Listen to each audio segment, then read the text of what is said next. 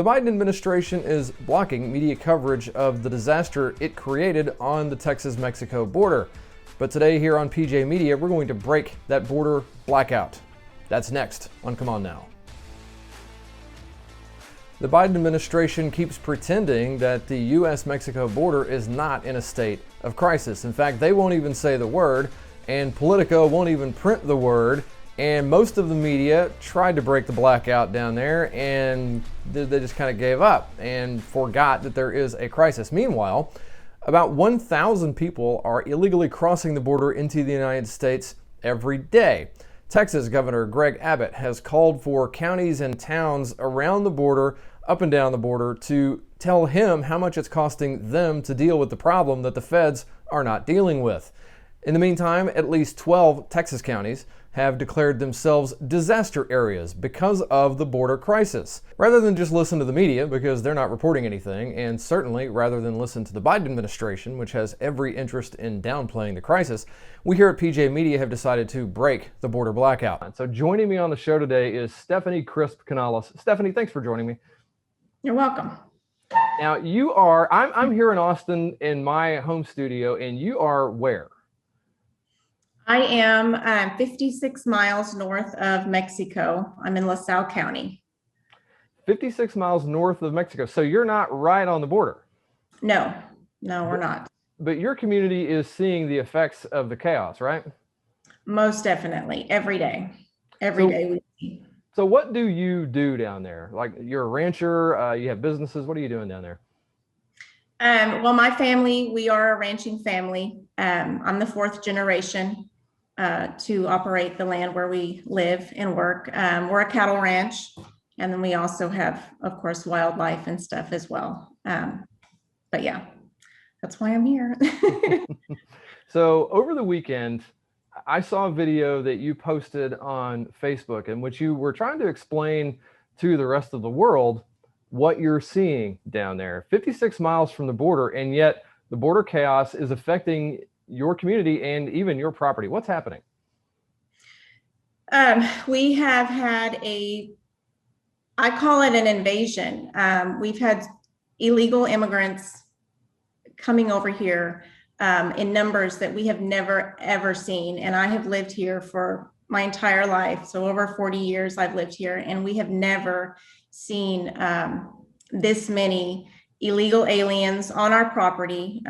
They walk through our property every day. We have multiple bailouts every day on our property. It's like nothing we have ever seen before. So you used a word there that I think most folks are not familiar with when it comes to the border. We hear the word bailout and we think of the banks back in 2008 that were too big to fail. That's not what's happening in your community. What's a bailout? No, a bailout is a vehicle. So someone will steal a vehicle, it's a U.S. citizen. They're called a coyote. That's the nickname they're given. They secure a vehicle, whether legally or illegally, and usually it's illegally. They take that vehicle down south near the border, and they pick up illegals. And they will put as many people as they can into that vehicle, because that coyote is being paid per each individual in that vehicle. So they will put in as many people as they can in that vehicle, and then they head north. Inevitably, they will be caught by law enforcement. And once they are being chased by that Border Patrol agent or that state trooper, whomever it may be, they will do whatever they can to evade being captured. So that typically means they will run off of the main road, and they will go through ranches. They plow through our fences, they don't want to be captured. So when they will either crash the vehicle or they will purposefully stop it. And once that vehicle is no longer mobile, everybody in that vehicle will bail out of the vehicle, and they all go in opposite directions because they don't want to get caught. So that's a bailout. So what happens to these people? Are they ever caught, most of them? Do they get on the highway and get to San Antonio and go elsewhere? What happens to them? Occasionally they will be captured not too far from the vehicle. Oftentimes, sadly, a lot of them are injured in the process. when the vehicle comes to a stop. Those that are not captured, they take off, and they all carry cell phones, so they know exactly who to call. They use GPS. They know where they can get their next ride. And then once they get that next ride, they continue north. What you're describing there is, it sounds like it's a very organized operation. It's extremely organized, yes. And you said something else I think that's interesting that most people probably aren't aware of. The coyotes typically are U.S. citizens. Yes, they are U.S. citizens. They are the ones that most definitely do not want to get caught, if at all possible, because they're the ones that will go to jail. Right, they'd be facing human trafficking charges probably. Correct. Right. So you sent me some photos. This, for a lot of folks who don't live near the border, this is kind of an abstraction of, cars being abandoned, that sort of thing. But you sent some photos.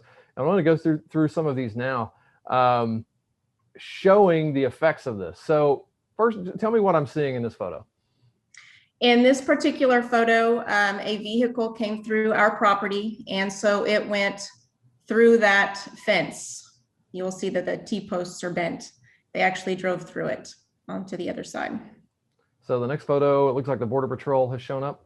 That's the fence to the front there. It's also, they plowed through there, and that's one of the Border Patrol vehicles. They went on foot to try to catch them. Did they catch any of them? Not that group, no. And when was this taken? This particular photo was taken last week. Okay. And here's another photo of a truck between some trees. I'm guessing there's more to that story. Yes, it also came through our property at a high rate of speed, and that's where it crashed right there, and everyone bailed. Closer shot of it. Yes. Now this looks like it's a late model truck. Assuming there must be an owner out there who's missing a truck. Yes, the rate of stolen vehicles down here is astronomical. It's crazy. They're stealing them right and left. And typically what we are seeing now are the vehicles that they're using, that they're stealing. They are all brand new vehicles. And our Border Patrol agents feel that it's because they have the best GPS in them, because that's what they're using. So they're actually stealing the vehicles for the technology so they can get away from law enforcement. Yes. And the bigger truck, the better, because they can get further into the brush. Yeah, and they can get more people in the truck too, right? Yes. Yeah. Yes. So this is on your property. This is not your truck, but it's found on your property. What happens once these vehicles are found? Once they are located, they are taken to our county sheriff's department, takes them, and they auction them off. The owner never gets them back? No. That defies any kind of logic. I'm assuming these are mostly stolen on the U.S. side of the border? Yes, they are. They're all stolen on this side of the border. And they have a VIN number in them. You'd think they'd be trackable in some way. Yes, you would think so. Yes. So we're stacking up the crimes here, I guess is what I'm getting to. You've got not just people crossing the border illegally, but they're stealing vehicles that belong to Americans in most cases. These things are being abandoned. They're being damaged in the process of bringing them up. And also they're damaging your fences and your property. Correct. It's extremely costly for ranchers. So what am I seeing in this photo? It looks like some belongings that have been abandoned. These are, yes, backpacks. We find them every day all over our property. And not just us, but other ranchers find the same thing. When illegals walk across, they will, right before they're going to be picked up by the coyote, they will leave all of their belongings wherever they are. They drop everything because the coyote will not let them bring anything with them. So we pick up camps like this all the time because they leave the backpacks, they leave trash. We don't want our cattle to eat the plastic. So we are constantly picking these up off of our property and having to dispose of them. And here's a shot, looks like late at or toward dusk, I guess. It may be hard for viewers to see, but there's a pile of wire in the foreground. Yes. Your fences are being damaged how often by all of this? Lately, every day. Every single day. Yes. And Yes. and there's nobody's coming in to help you when the wires are broken. I mean, barbed wire is not cheap, and when it's broken by these vehicles that are crashing through, nobody's compensating you for this, right? Oh, no, no, no. When the vehicles come through your property, the Border Patrol will usually call us and let us know what happened. And so we have to go, and we are responsible for fixing the fences. And yes. So big And when it's happening every day, it's costly, and it's ridiculous. and it's happening multiple times a day, right? Yes. Yeah. Which has never happened before. That was exactly what I was going to ask next. So you've been in this area, not on the border, 50 miles from it. You've been in this area for 40 years, and what you're seeing is new, right? Correct. We have never, ever seen it this bad before. So what are the differences? Is it just numbers? Are they more aggressive? Are they more organized? Like, how are you seeing it? All of it. Many years ago, when they came across, they were very polite. They would come to your door. They just wanted something to eat, something to drink, and they would repay you with, they wanted to do something for you, mow your grass, whatever it may be. They were very kind people. But now, and as the years have progressed, they've just become more violent. They don't want food. They come to your door.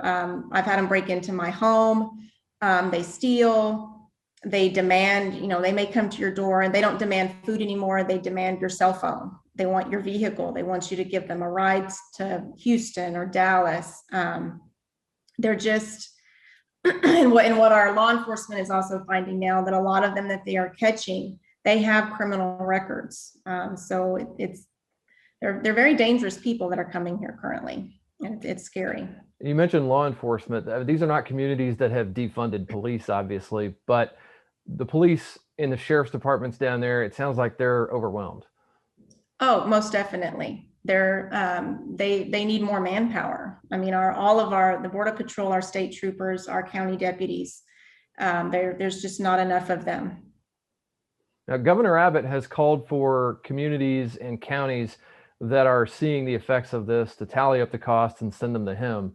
And I understand that at least a dozen counties down there have declared disaster areas because of this. Correct. Our county is one of them. Right. And it looks like it's looking at a map of these counties that have declared so far, that's larger than many states.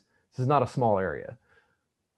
Correct. It's huge. It's not just, it's all up and down the border.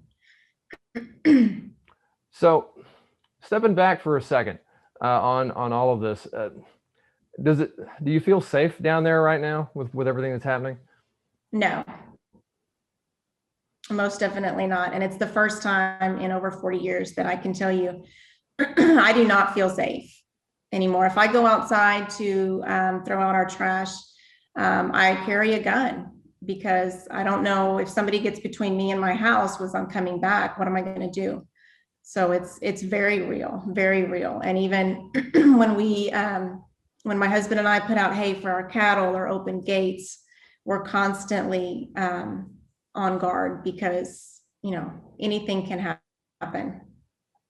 So what would you like to say to folks who are not experiencing this day to day, seeing this in their community? What do you hope people take away from this interview? I hope people stop and listen to what is going on down here from not just myself, but from other ranchers and other people down here. Really pay attention and ask your congressman, your representatives, wherever you live, even if you don't live in the state of Texas, and find out what's going on, because there is, in fact, a crisis down here. And I know a lot of ranchers and people that just live in town, they just want people to know what's going on down here. All right. Well, thank you very much for joining me today, and I hope we can get the word out. Thank you. Thank you very much. Thank you, Stephanie, for joining me on the show today. If you have videos, photos, or other stories that are similar to what she's seeing down there, please reach out to me, brianp@pjmedia.com. That's brianp@pjmedia.com. We're hearing a lot of different things about the border, but it's clear that it's chaos down there, and it's not just business as usual. For any folks who think it is a normal surge or a normal pattern at the border, well, listen to Stephanie. Come on now. I'm Bryan Preston.